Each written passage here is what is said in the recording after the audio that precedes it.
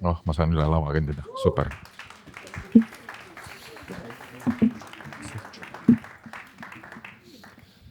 Hello everybody, welcome to Fotografiska, and tonight we are joined by the great Hungarian journalist Szabolcs Panyi, who will be interviewed by Holger Roonemaaga from Delfi Media. But before we get to their conversation, we let into this room two guys who have all the reasons to hate Mr. Panyi. Please, Sergei Lavrov, current and eternal Minister of Foreign Affairs of Russia. And his sidekick, now former Minister of Foreign Affairs of Hungary, Péter Szijjártó.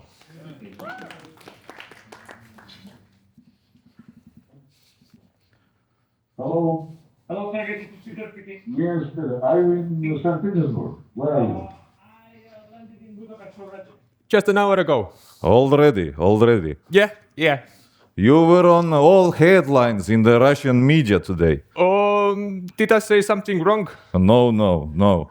They were just saying that you are pragmatically fighting for the interests of your country. Oh, well, that's a very, let's say, nice, let's say, analysis of the situation. Nice way to put it. Yeah, and fair. And fair in the midnight. And fair. Look, I am calling on the request of Alisher. And he just asked me to remind you that you were doing something about his sister. Mrs. Ismailova? Yes. Absolutely. The thing is the following, that together with the Slovaks, we are submitting a proposal to the European Union to delist her. We will submit it next week, and as the new review period is going to be started, it's going to be put on the agenda, and we will do our best in order to get her off. Thank you very much. He would really be pleased. He is seriously concerned about his sister, you can understand that. I know. And we highly appreciate your support and your fight for equality in all fields. Oh, absolutely. Yesterday, there was a Foreign Affairs Council meeting, you know. Yeah, I read your statements. Yeah, and that was crazy, you know, when Gabrielius Landsbergis said that we contribute 12% of each rockets and missiles. You should, I said, my friend, you are not right, because the Europeans contribute much more. And I said, why?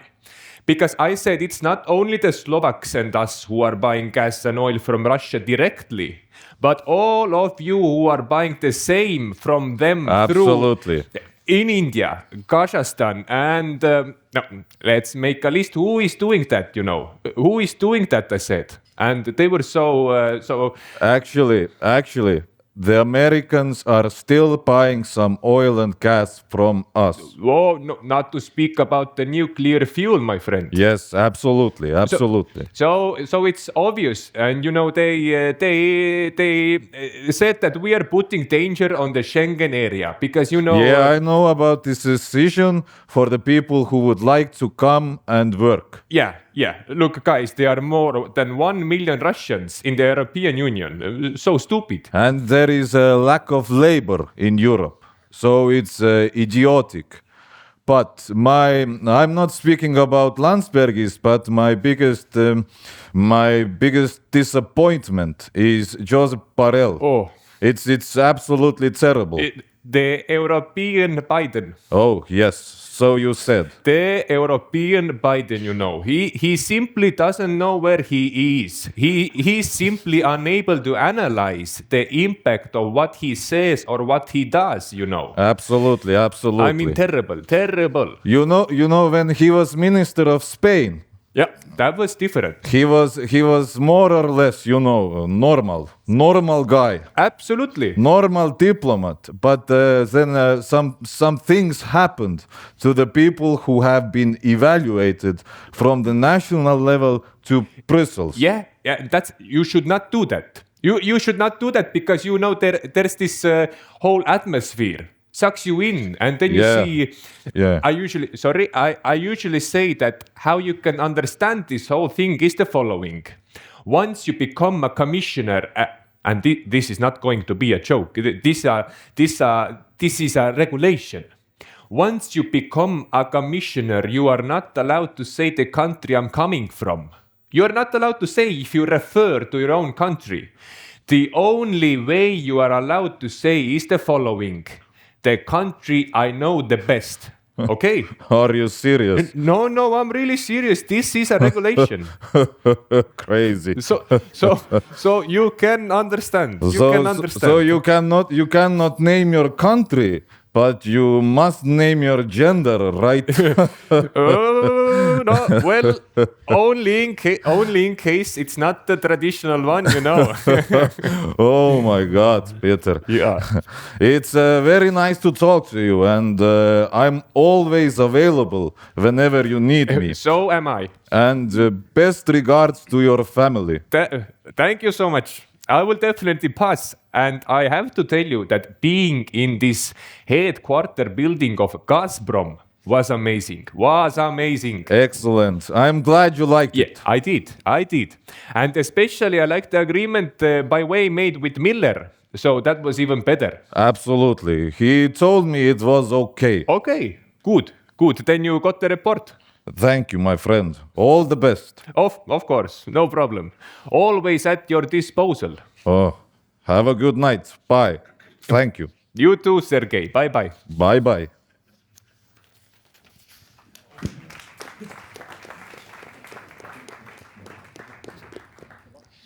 Well, so as a small break between the important conversations between the two foreign ministers, I will talk to my friend for almost 10 years and that close colleague Szabolcs Panyi. And we worked on a lot of investigations together, including actually on the stories that we made based on those transcripts and phone calls that you will be hearing today. But Szabolcs, maybe it's a naive question, but like, what makes this phone call that we just heard so special?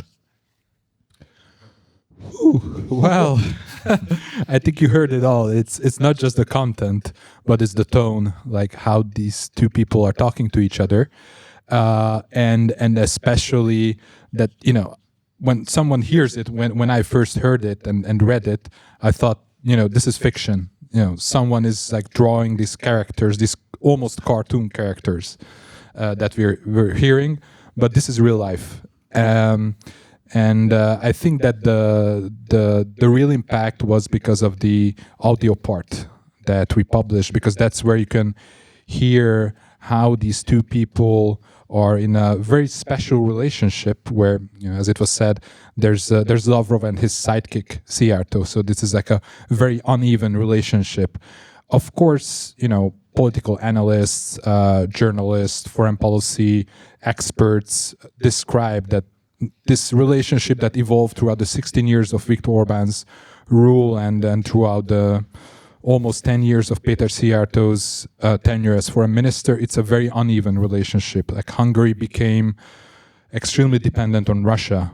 But when you hear these gestures, when you hear the voices of the two foreign ministers that represents, you know, everything, that's just, you know, completely different, because it makes it very directly understandable what kind of dependency has been developed throughout these 16 years. Yeah, I mean, in this one single phone call, we can hear the two men talking with each other about like how to get a close relative of Alisher Usmanov, one of the most prominent business leaders in Russia. He would sue us if he would name him, identify him as an oligarch. How to get Usmanov's sister out of sanctions. But on the other hand, as well, we can see them like gossiping, making fun, making jokes. We can pay attention to the tone. You've been investigating Hungarian Orban's elites and then the Kremlin elites connections for like 10 years, 15 years. But still, like when you first heard and read those phone calls, like what was it that like surprised you the most out of this? Yeah, you're right. So I've been investigating Russian influence in Hungary for more than a decade now. And the first conversation that I became aware of was one from 2020, where Péter Szijjártó was basically asking Lavrov to help arrange a visit for the then Slovak Prime Minister Peter Pellegrini to Moscow to help boost Pellegrini's pro-Russian credentials, because that was important for the Slovak electorate to show him more pro-Russian than he was perceived back in those days. And basically, there was this love triangle between the populist pro-Russian Slovak government, the Hungarian government, and Russia, of course. And we've heard these phrases from Viktor Orban and his minions for almost 10 years, that they are the sovereignists, that they are against any kind of foreign influence, that they are fighting Western countries that are trying to meddle Hungarian elections. And then I read this conversation where Hungary and Russia were plotting to interfere in the Slovak elections and to help the then government getting re-elected. It was quite shocking, and especially there was this bit that Péter Szijjártó was explaining that it is in the interest of the right-wing, far-right nationalist Hungarian government that the Slovak Nationalist Party, which became an entity in Slovak politics on an anti-Hungarian platform, that it's very important for Hungary that this anti-Hungarian party makes it into the Slovak parliament, because they were the junior coalition member to Pellegrini's government. And it was very obvious that this is against Hungarian interest. This is against the interest of a Hungarian state. But of course, it is in the interest of this whole European illiberal pro-Kremlin network that has, developed throughout this past decade. We will talk about the larger context around all of this in a later segment.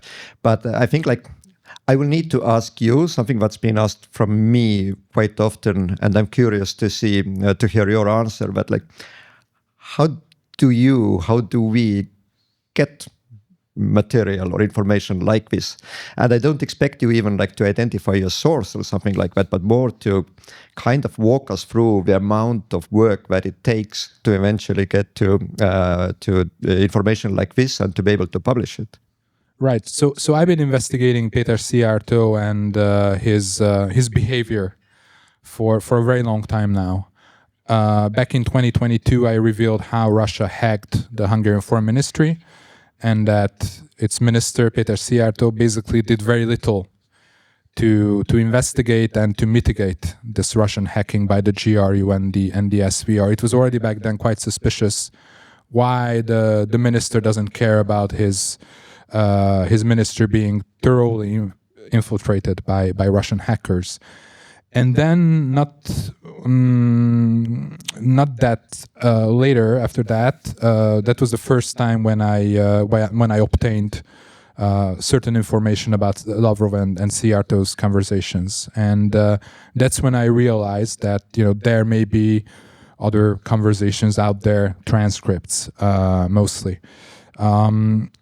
The thing is that, especially since the full-scale invasion, it's quite obvious that European intelligence agencies, Western intelligence agencies, they are trying to tap into the conversations of Kremlin officials, or just the Russian diplomats at the embassies.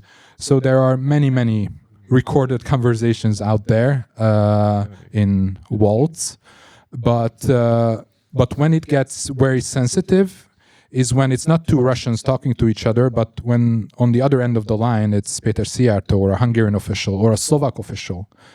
And then it becomes extremely sensitive, because then suddenly the intelligence that's being gathered by a NATO country, it also includes a fellow NATO ally who throughout the conversation doesn't really act like a NATO ally, like we've heard in this conversation. So this is extremely sensitive.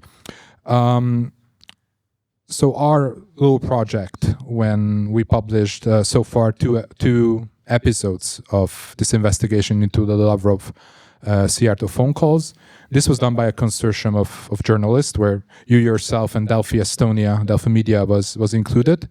We also had the Insider, this Russian exiled opposition outlet, on board. We had the investigative center of Jan Kuciak, and we had We Square Front Story, a Polish outlet. Did I leave something? I think that's a full list, yeah. That's the full list, yeah. So basically, we had a bunch of really great journalists with their own sources, which covers, I guess, most of Europe.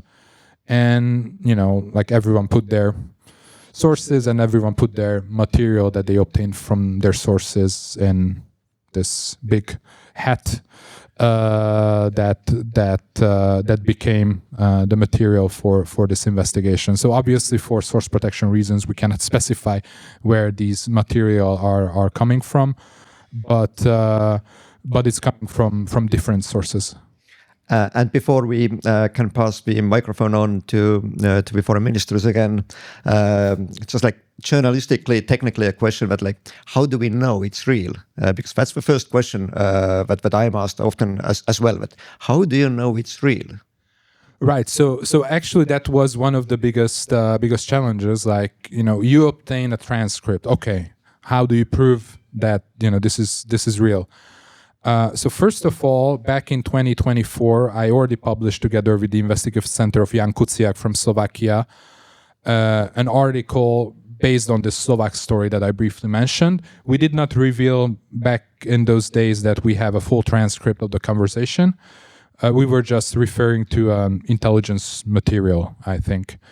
And after publishing and before publishing that story, basically the Hungarian Foreign Ministry and Péter Szijjártó, they confirmed that that's what happened. That Hungary was asked by the Slovak Prime Minister to act as an intermediary to arrange a Moscow visit to help the re-election chances. And when we obtained these other material, obviously we reached out for comment. We did not receive any reply. That's how the Hungarian Foreign Ministry used to operate. It has a new leadership, I think, from today. And also we went to some forensic audio analysts who analyzed the audio to see if it's a deep fake, to see if it's manipulated or not. So we did a lot of effort to prove that it's real. Obviously, we knew that our sources are reliable and it's coming from reliable sources. They're not going to trick us. But the funniest part was that when we published the investigations, the Hungarian Foreign Minister Péter Szijjártó, he acknowledged that, that was me. That was the conversation. There's nothing to see here. It's just normal diplomacy. So that was the reaction after the first episode that we published. And then we published the second episode, and the reaction was again the same. Yeah, that's me. I see nothing wrong with that. So I think it's a good time to continue listening to the normal diplomacy. Right, and the most interesting thing was that the forensic audio analysts, I think in some occasions they were not entirely sure if the audio is fully, real, because there were some distortions. But it seems that it didn't matter in the end of the day because the one of the counterparts of the conversation acknowledged it, and I think later also Zakharova or someone from some spokesman or what is Peskov, I don't know which one of them, they also acknowledged that these conversations are real.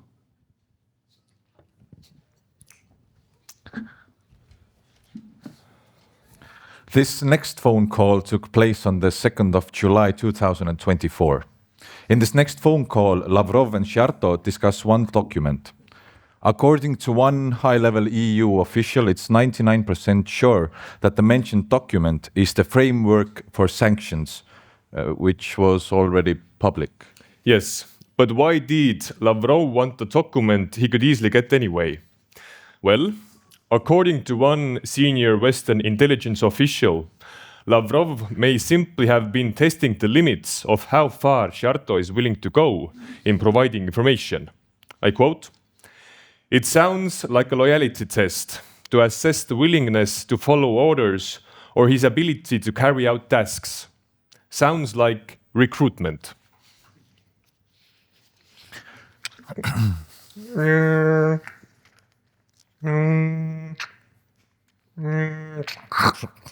Hello.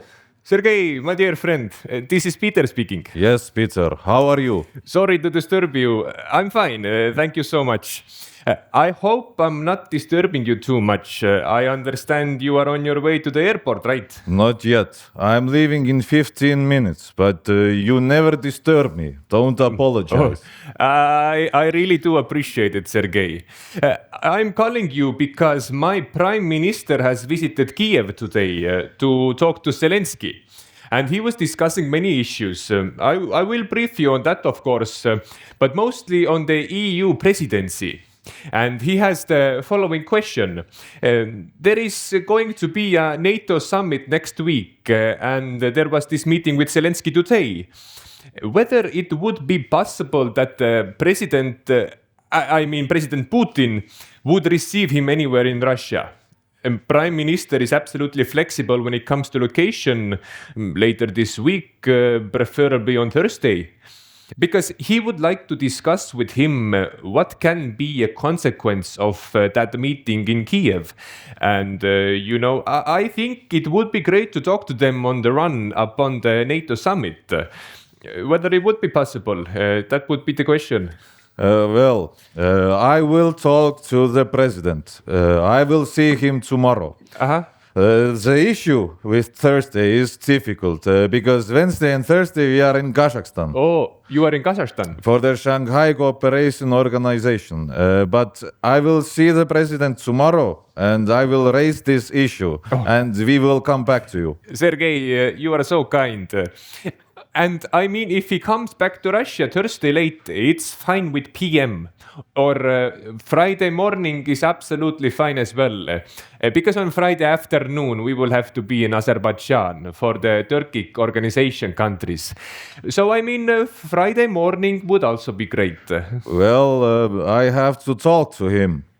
You know how these multilateral events are being planned. Oh, yeah. I mean, you can plan and then it's delayed and I will come back to you tomorrow. And one clarification.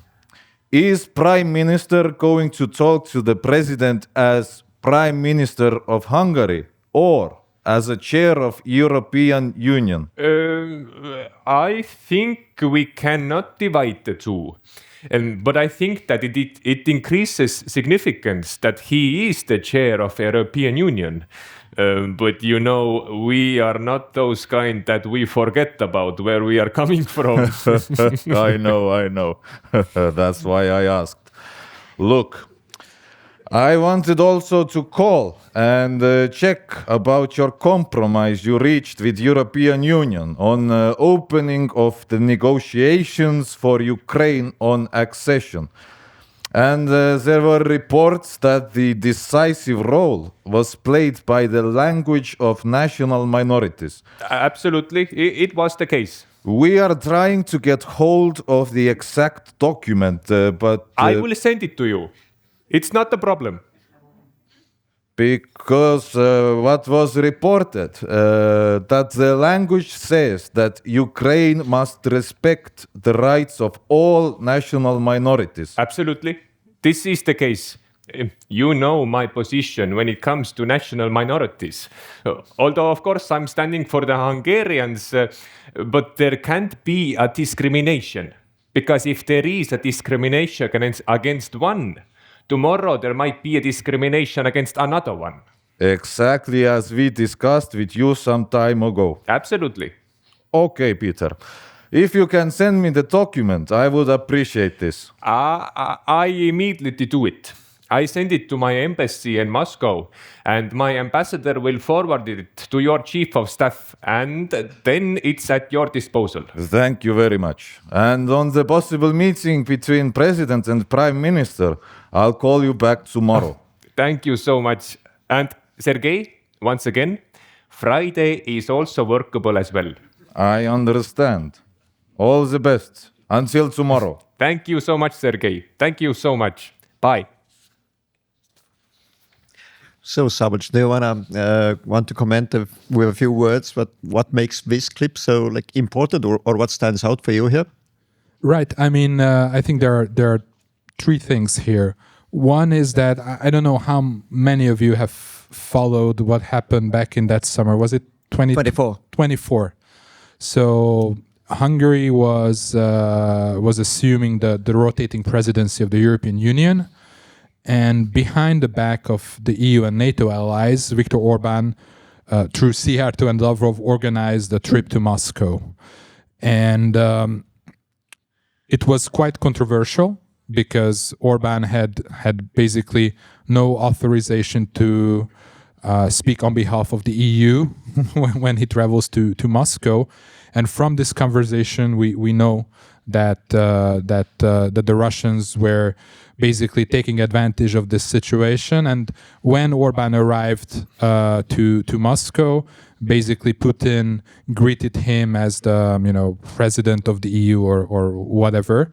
And obviously, all the real leaders of the EU were very fast condemning and saying that Orbán is not speaking on behalf of the EU. So it was an important event for Putin that he tried to legitimize himself, showing Orbán as a representative of the European Union who's traveling to Moscow to speak with him. Also, it's important in this conversation that there's a NATO summit coming up. And Orbán wants to consult with Putin before the NATO summit, which in itself is quite interesting. And then, obviously, there is the issue with the minorities. So Hungary has a diaspora living in Western Ukraine, and officially the minority rights, the language rights of the Hungarian minority in Ukraine were used as a pretext for the Orbán government to try to block all kinds of first high-level Ukraine-NATO talks, then Ukraine's Western integration, NATO-EU accession procedure. And it was quite obvious for me for a very long time, and I already investigated this issue, that this is, sorry, but bullshit. The Orbán government never really cared about, the Hungarian minorities. This was basically a coordination with Russia to come up with an issue that can be used legitimately by this right-wing nationalist government in Hungary, why it's blocking Ukraine's EU accession, the minority rights. But from this conversation, it's quite obvious. Lavrov is referring to a previous conversation on the minority rights in Ukraine, that it has been all along coordinated with Russia. And Russia was basically using, again, Hungary as a pawn, as a proxy in sabotaging Ukraine's EU accession, but also in fighting for the minority rights of one minority, which can also be then be advantageous to another minority, the Russian minority. Let's also talk about you for a little bit. But all through these specific stories, you needed to work while there was a criminal investigation into you in Hungary. I think it was a week or maybe 2 weeks before we started working on those specific stories. The Orbán's regime announced that they will start an investigation into you, accusing you of spying for Ukraine. Estonia is number 3. We fell one place in the World Press Freedom Index, most recently announced. So for us, it's quite like an unknown situation, to say it mildly, to have the state investigate a journalist because of the work they are doing. But what does it mean for a journalist to continue working under such circumstances? Right. So, I mean, in Hungary, I think the biggest obstacle for myself and also for a number of other investigative journalists was surveillance.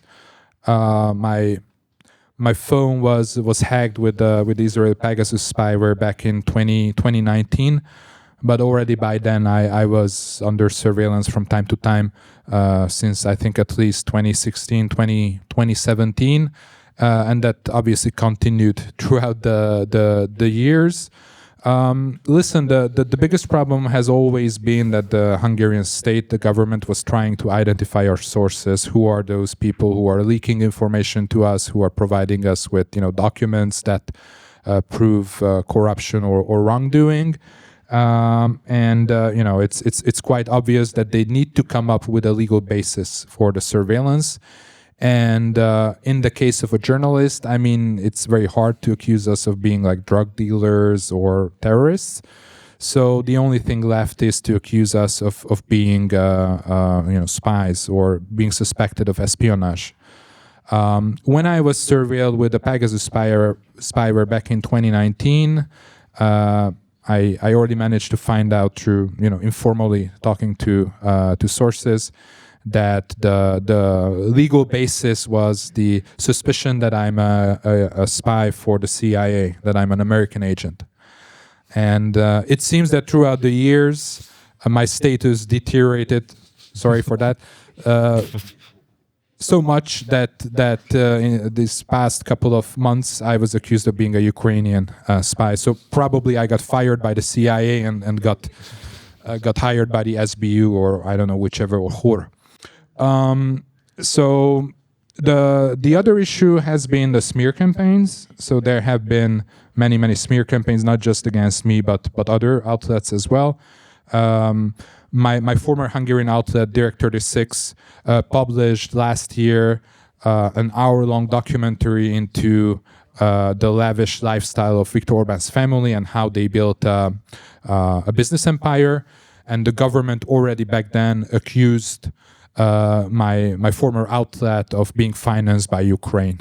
What had nothing to do with Ukraine, but there has to be a legal basis so that the intelligence services can surveil us.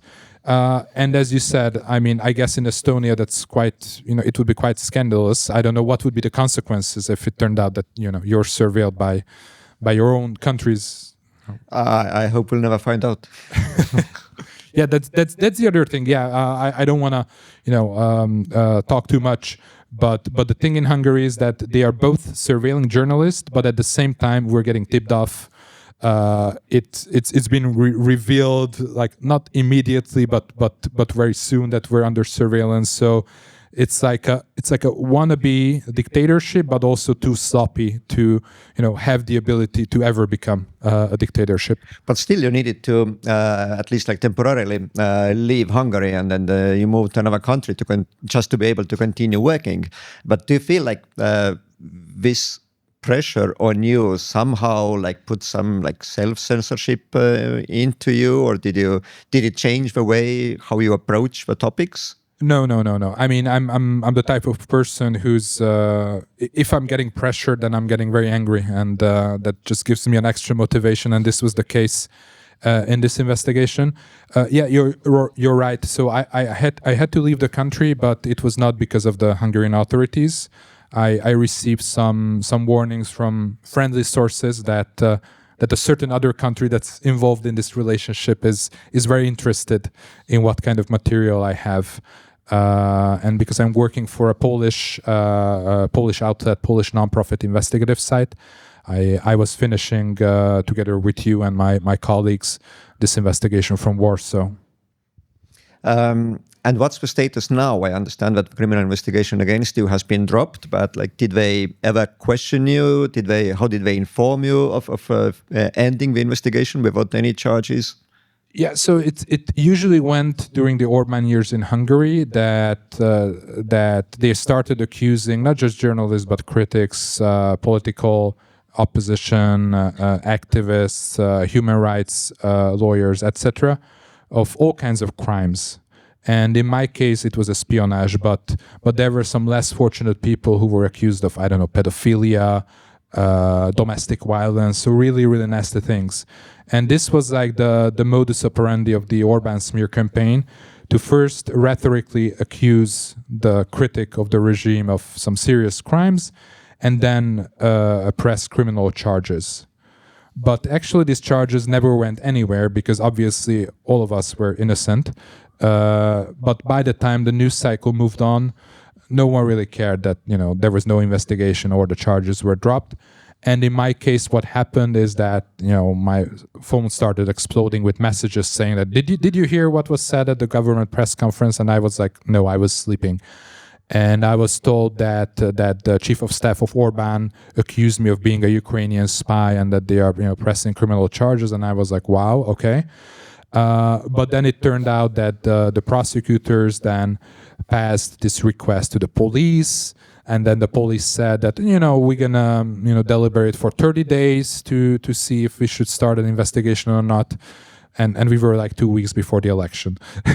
So the police were just sitting out the election and they wanted to see who wins and then act accordingly. And when Viktor Orbán's regime lost in a landslide, then the police didn't even open an investigation. So they said that there's nothing to investigate here. There's no proof.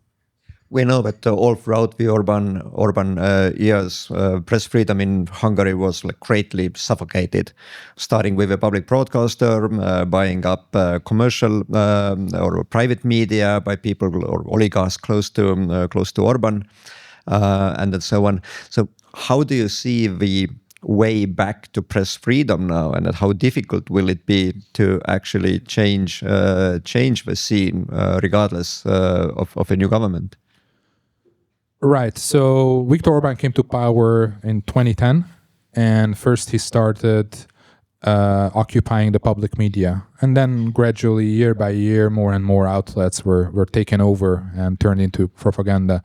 The problem is that already by 2010, big tech companies, social media, they disrupted the media industry so much that basically when Orbán came to power, it was an already weakened independent media. Financially, the foundations were shaken because all the advertisement money was sucked away by Google and Facebook. And it's even worse now. So although the political pressure is off and although the propaganda empire of Orbán is collapsing, but the problem is that at the same time, it's not just Meta and Google anymore, but it's also AI and Google's AI summaries and everything that's basically killing the news business. So I'm very optimistic that there's not going to be political pressure anymore on journalism. But at the same time, the world has moved on. The media market changed so much that even though now we can operate freely, but what I expect is actually that there's going to be outlets collapsing because of financial reasons. So we got back our freedom, but at the same time, we're just going bankrupt. Okay, maybe time for another phone call.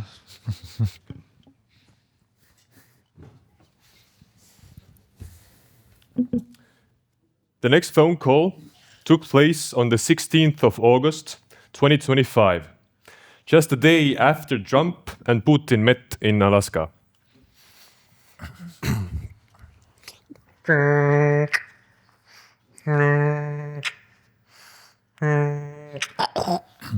Hello. Hello, Sergey. It's Peter speaking. Yes. How are you, Peter? Sorry for calling you. It must be very late now in Moscow already. No, it's only 9:30. But you had a very long day, I understand. Very, very demanding. Well, the longer the day, the longer we live. God, that's right. That's right. I just wanted to congratulate because I understand there was some success. I see how concerned our European friends are.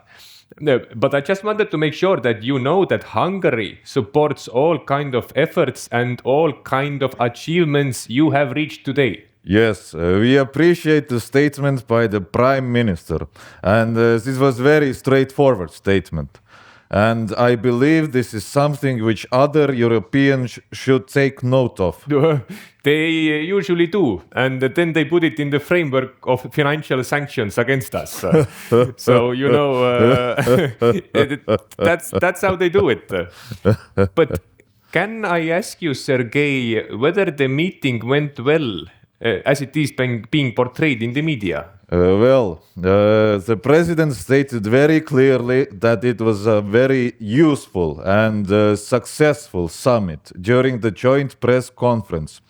And then Trump made a separate interview to the Fox News where he said all the right things, that on a scale of 10, he would give this summit a 10. And that the progress was very considerable.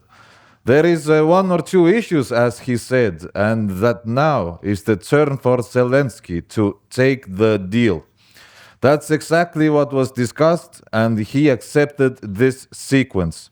We'll see what is the result of Zelensky's visit on Monday to Washington. And can I ask you whether you have made any forward progress on economic cooperation with Americans to restart your economic and trade relationship, because It was not discussed, Peter. it was not discussed. Aha, okay. No. Okay, so economy was not on the agenda. It is the issue which was discussed in the past, and it was very clearly stated by the Americans that if they can get Ukraine out of the way, there would be no limits. No limits. Aha. Okay. But can we consider it more or less sure that as long as these encouraging negotiations are going on, the Americans will not implement any other sanctions? We did not discuss sanctions. Oh, you didn't discuss it at all? No. There was a very friendly conversation on many things, including, some just absolutely personal matters, not related to any politics. But on Ukraine, we clearly explained, and I think Trump got the essence of it, when he stated in the interview to the Fox News that a long-standing sustainable peace is much better than a ceasefire. Yeah. That's our position. Yeah. So root causes must be tackled.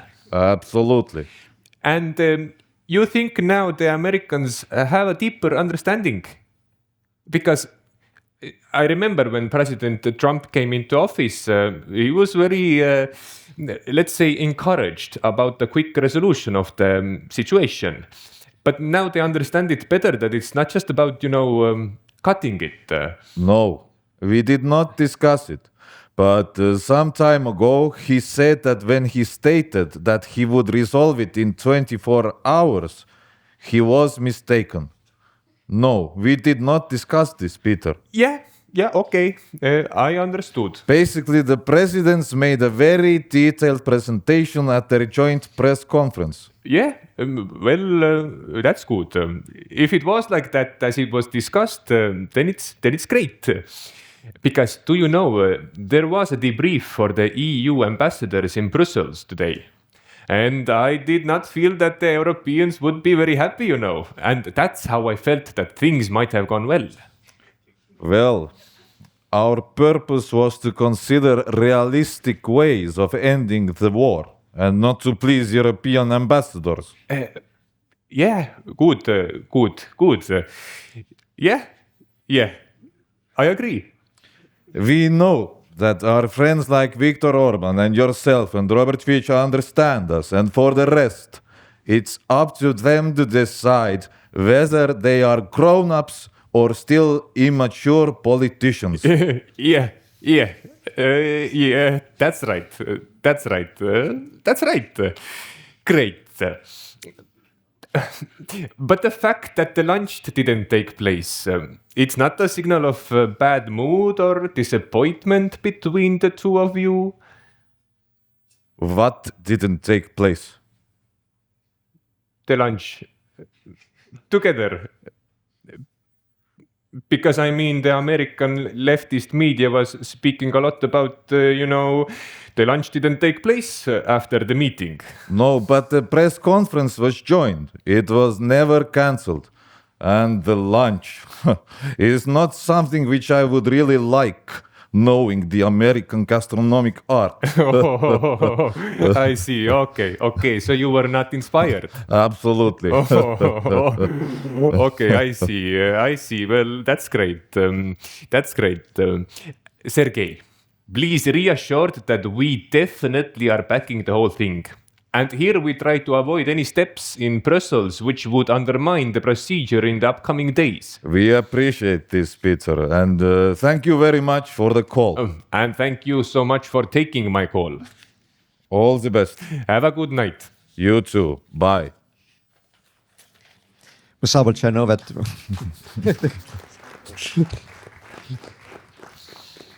I know that contrary to Lavrov, you actually are quite fond of the American gastronomical art. I am, and you know, we've been together for almost a year in the U.S. That's where we met. I actually like Tex-Mex food, so not just American food, but Mexican.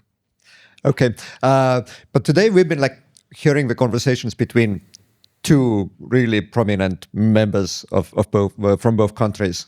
But help us like understand throughout the same like 16 years, like why did the relationship between not only the two men but the two ruling elites of the two countries develop like so deep? Was it because of money? Was it because of actual ideological alignment? Was it because of like the actual need for it, necessity, or like why did it develop so deep?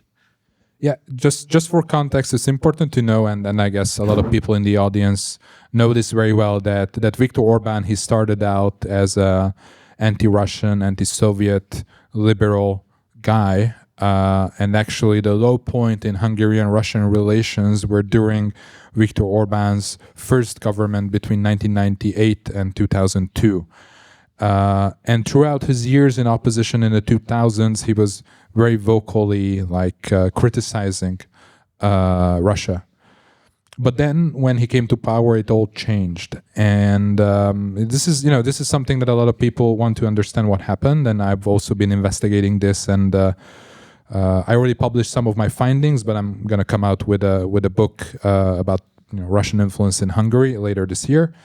And to me, it seemed that Viktor Orban just took over those corrupt structures that were already there in Hungary, a country that was always reliant on Russian energy and all kinds of business deals with Russia, mostly concerning gas, oil, and nuclear.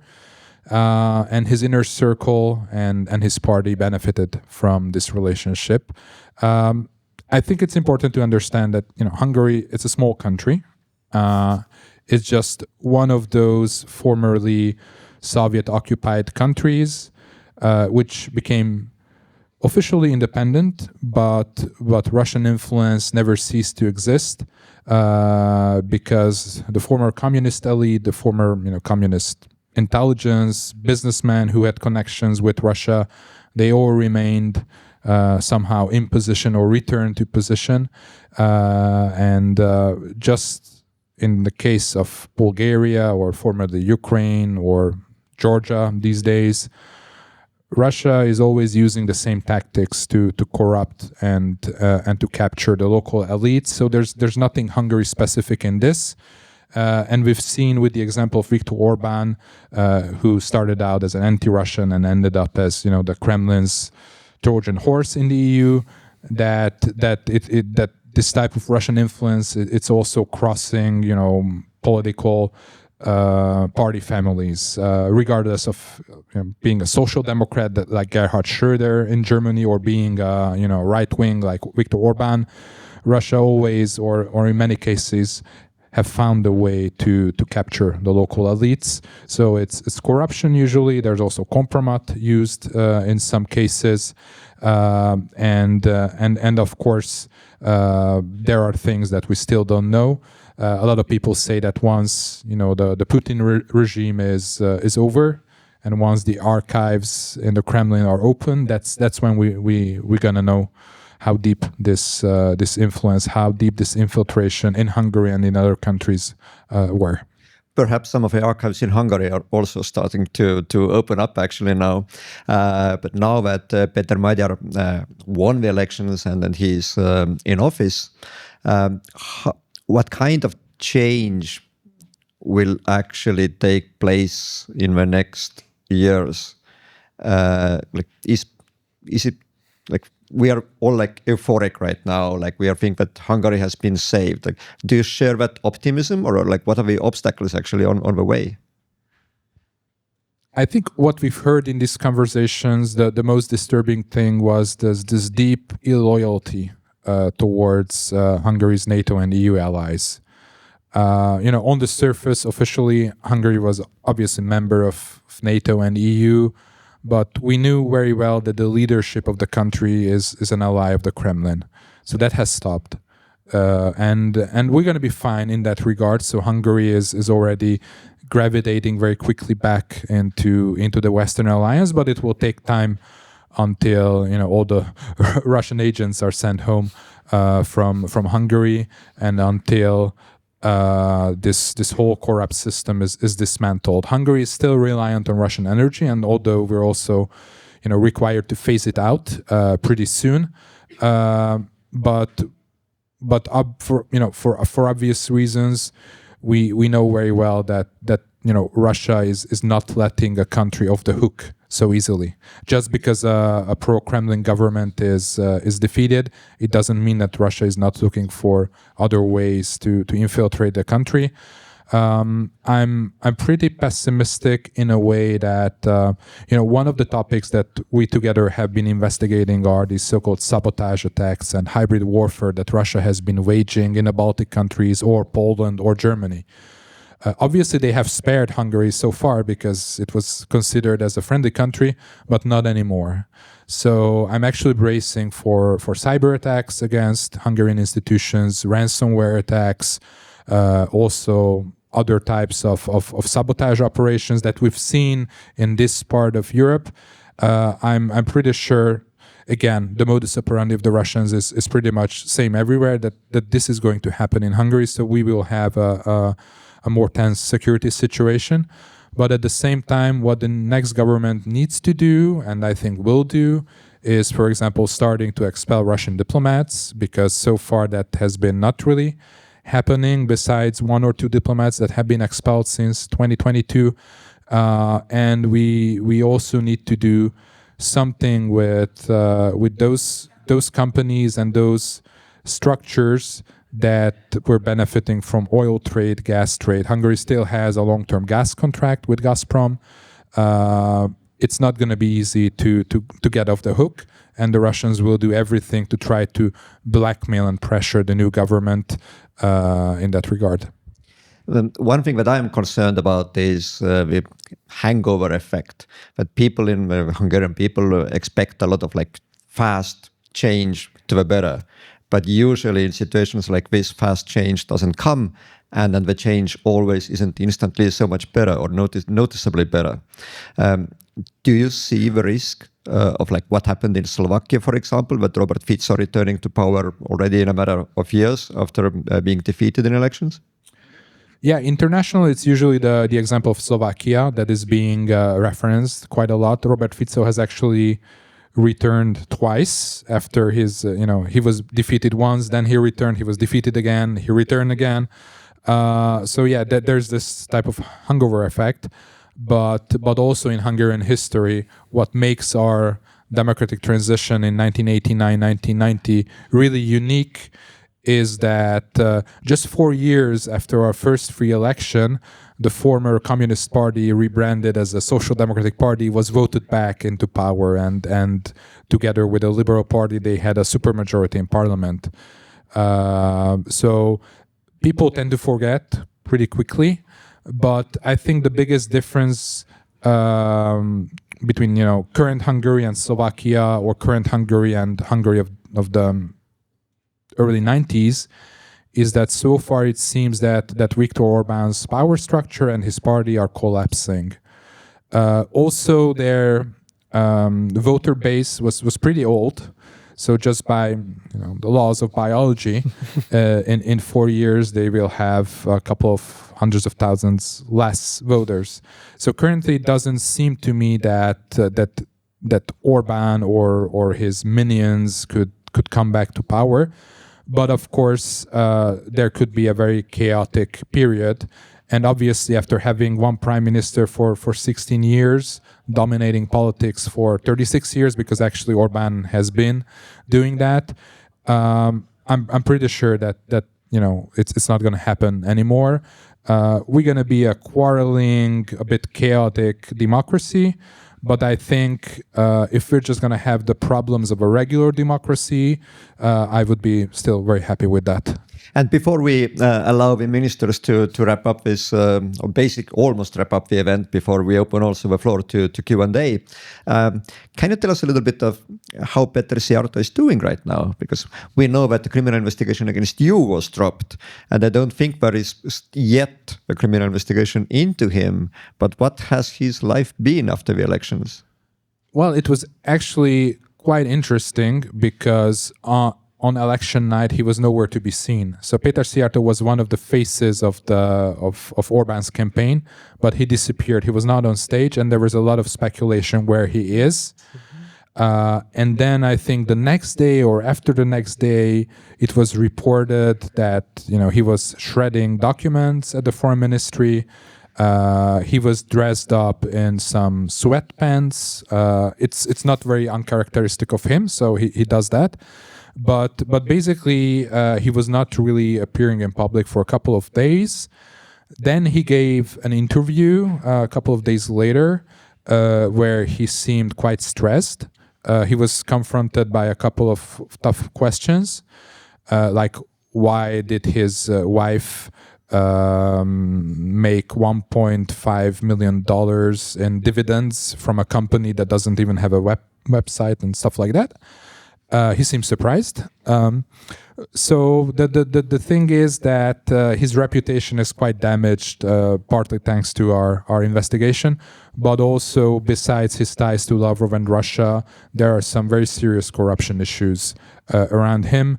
And Prime Minister Péter Magyar already during the campaign and after he won the election made it clear that they will very thoroughly investigate Peter Siarto's conduct with the Russians. And personally, I would be extremely surprised if he would be in Hungary in 2 years or 3 years. So perhaps in Russia, but let's let the ministers continue.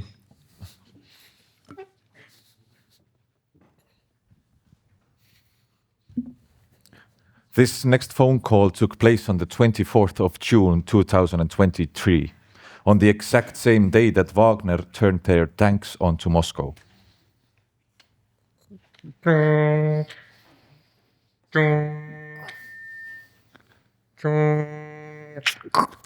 Hello. I just wanted to know if things are under control and that you are okay. Absolutely under control. The president has said everything that was needed. Don't worry, we will keep it quiet. Have you stopped Wagner's advance towards Moscow? The army is in control. I don't follow the events live. The army knows perfectly well what to do. So these are just fake news that the president and prime minister have left Moscow. These news have been debunked hours ago already. Don't worry and don't believe what the social media is saying. Are the Wagner in Voronezh and Rostov? I don't follow everything from hour to hour. The army is on the ground and they have all the capabilities and knowledge on what to do. So you personally are completely fine? Absolutely. More than fine. Well, if you ever need anything personally, just let me know. I don't need anything. There is no problem. Thank you for calling. Oh, thank you for accepting my call. Thank you for calling. Thank you, Mr. Lavrov. Thank you very much, Yes. Peter. And say hi to your family. I will. Say hi to your family as well. Yes, I will say Uncle Lavrov said hi. Yes. And now we are going off the script. Very much. Yes. Thank you. Thank you. But now is the time to open up for questions. If anyone has any, not for us, hopefully, but to them. So if you any of you have a question, just raise your hand and I will come with the microphone.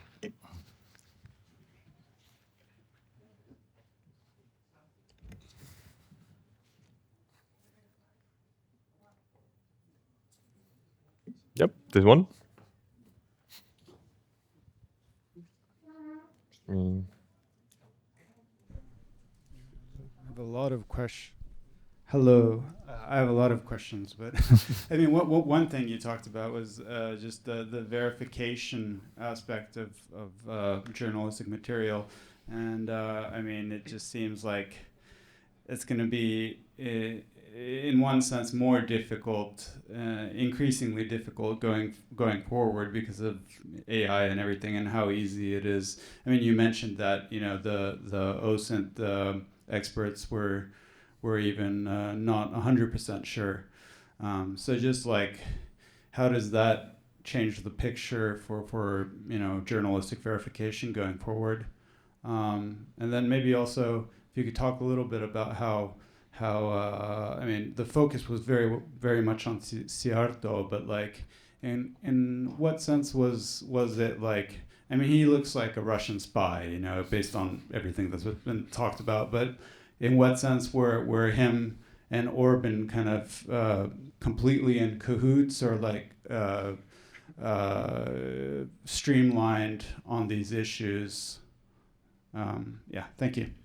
Thanks. I'm going to start with the second question because I think that's the most important one, and we haven't touched upon that. So Péter Szijjártó, he has just been executing Viktor Orbán's foreign policy. And this is something that also people working for Orbán told me, that everything is coming from the top. So it's not Péter Szijjártó freelancing or having any kind of illegitimate relationship with Lavrov. I mean, not that type, but other illegitimate type of relationship with Russia.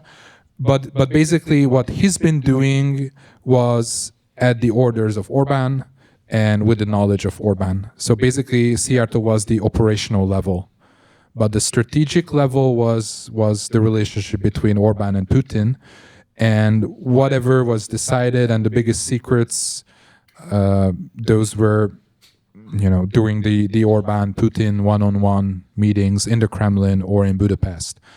So it's like a complete harmony between Orbán and Szijjártó. And what also made, and this was not in a question, but I think it's also important to understand that Péter Szijjártó has been Foreign Minister of Hungary since autumn 2014. So for over a decade.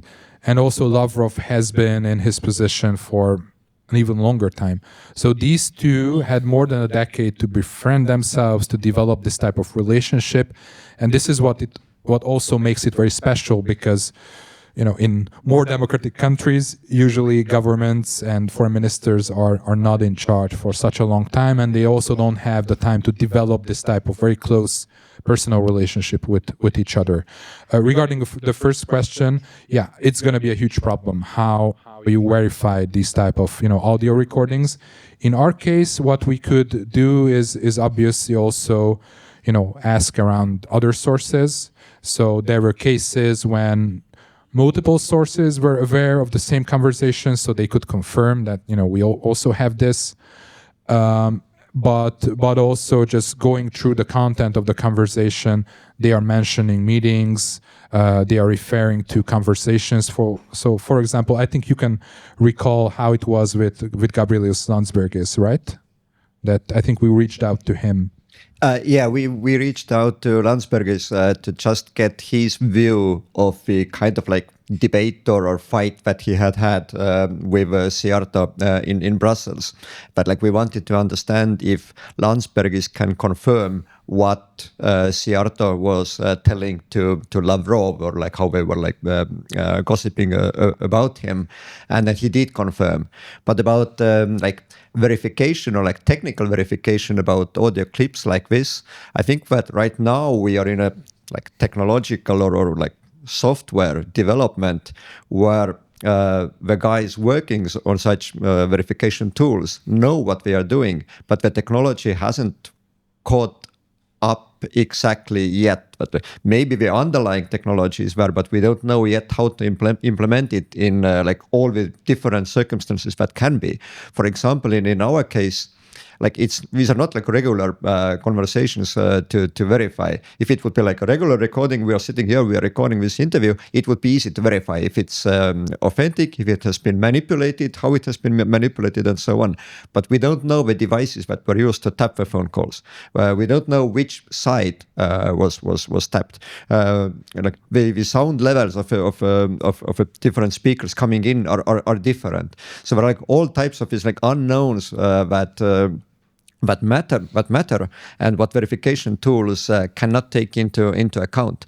But we did have a very good verification partner in the end. They asked us not to identify them yet because they have not come out in totally in the public about it. But and they also don't want to get hacked by the Russians, I guess. Yeah, probably for their own, they didn't want too much personal attention to this.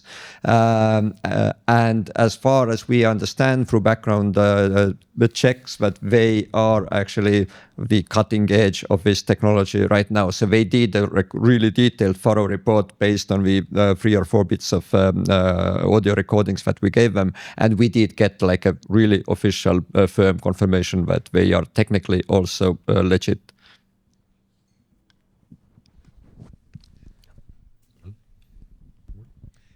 You said before that maybe they start to expel Russian diplomats or take distance from Russia, but since Hungary until now has saved herself from high energy prices, if it does this, that means that energy prices will be much more bigger, like in the rest of Europe, so they will have big financial problems like the rest of Europe. So how do you think they can cope with this? Maybe it's a big problem.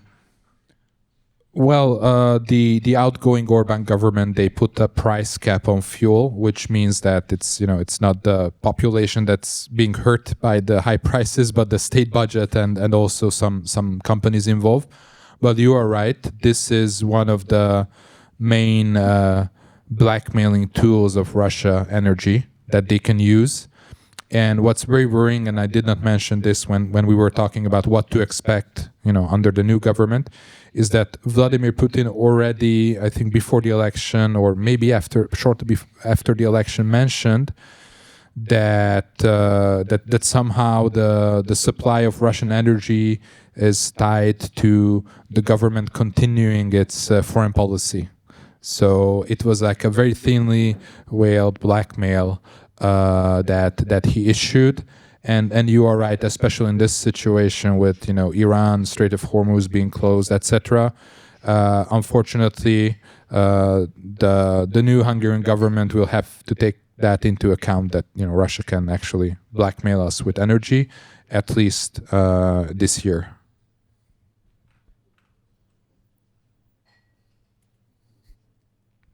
Any other questions?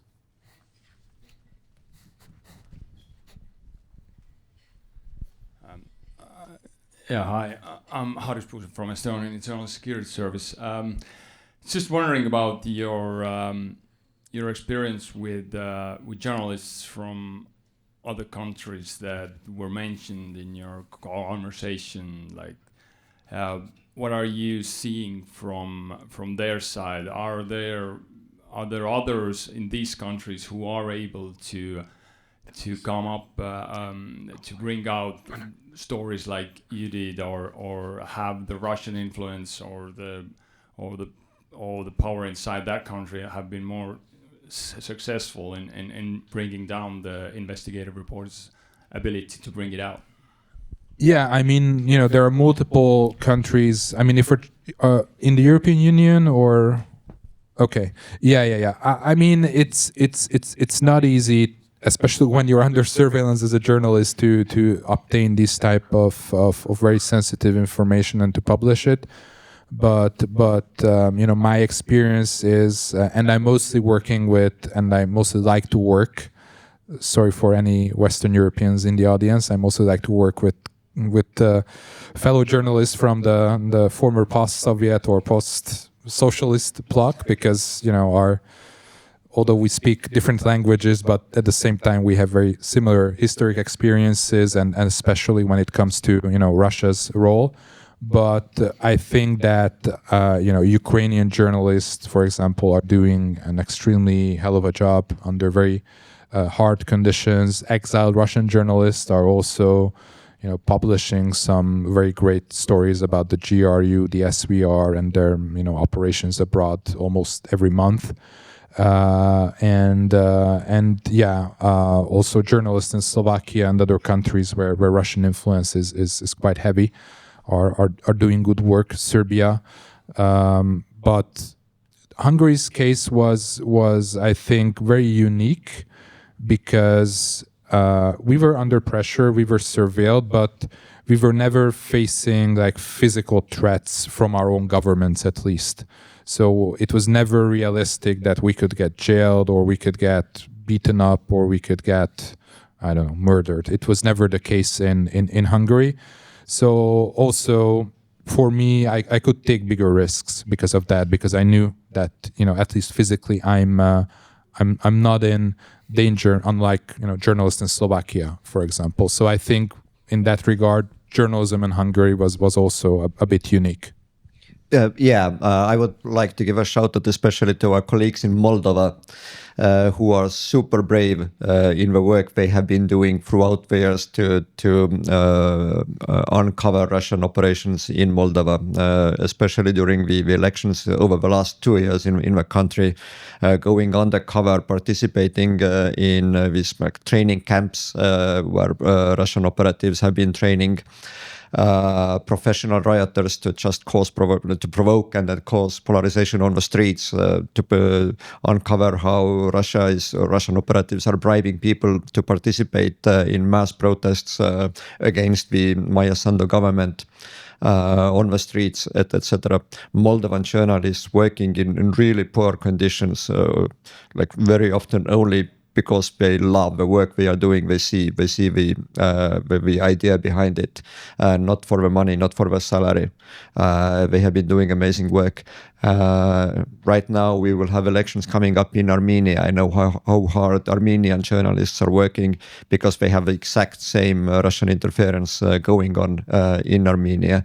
We will see how those elections will be going. But also, I would still like to give credit to Western European journalists as well. But I can see the appetite in Western European countries in their media to uncover Russian attempts. There is a lot of interest in France. French journalists, I think, are like super thirsty to work on topics relating to Russian interference. We are working really close with colleagues from Denmark, Danish public broadcaster, for example, or from Scandinavian and the Nordic countries. There is a lot of a lot of desire to continue working, to continue publishing story by story by story. And I think that like maybe they were like a few years behind us, but like over the last few years they have really picked up the pace, and then they are doing amazing work.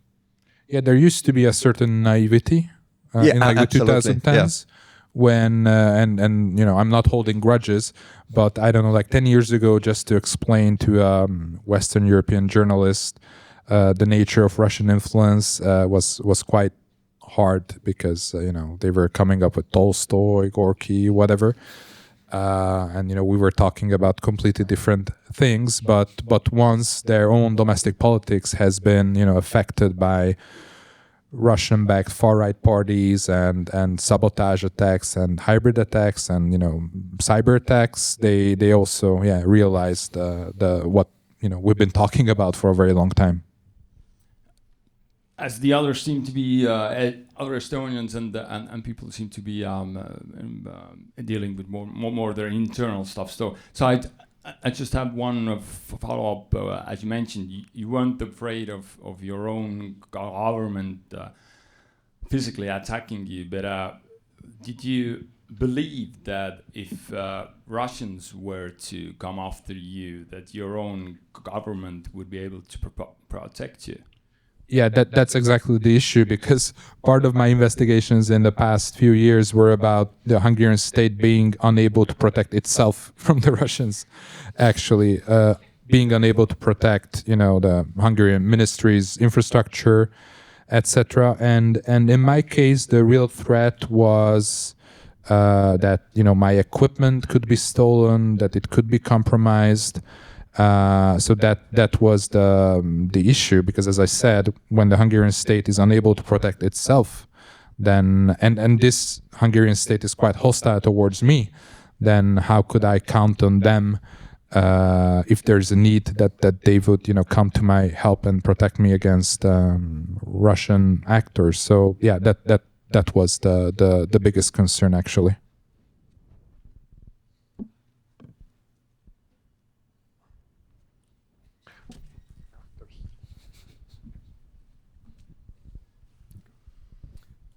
Hello, could you give us your appraisal of J.D. Vance's visit to Hungary and what the effect was on the election, if any, beyond the social media memes? And two, could you also address the connection of Orban's Hungary to the MAGA movement through the CPAC conferences and the origins of that?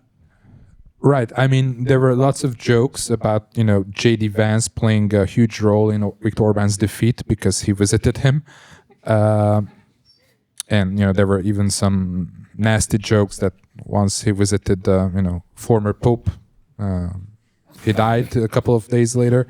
But no, jokes aside, no one really knows who J.D. Vance is in Hungary. And I think, his name recognition is also quite low everywhere. So it did not play any kind of role, at least positive role for Orban. He was occupied for at least 2 days, escorting J.D. Vance and meeting him, in the final stretch of the campaign. So I think because of that, it was actually counterproductive for Orban.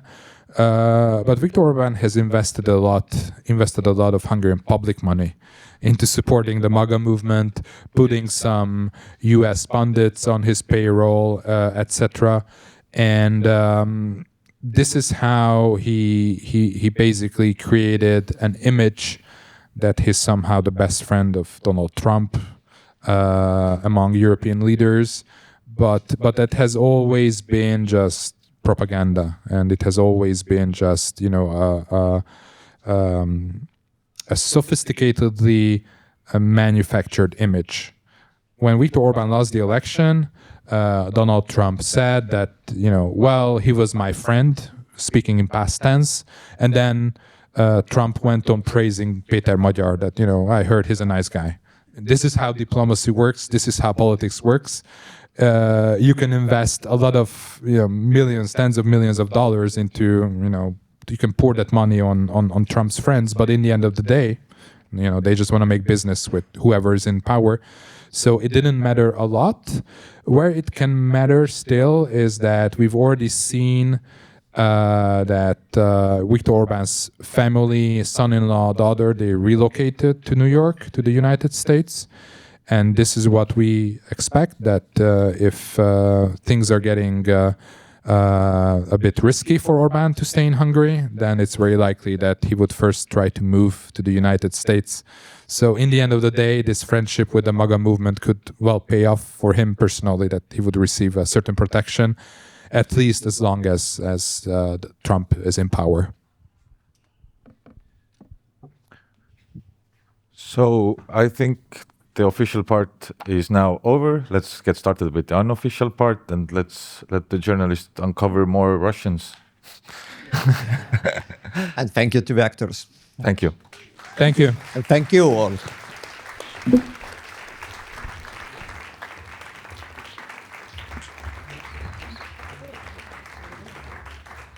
Go.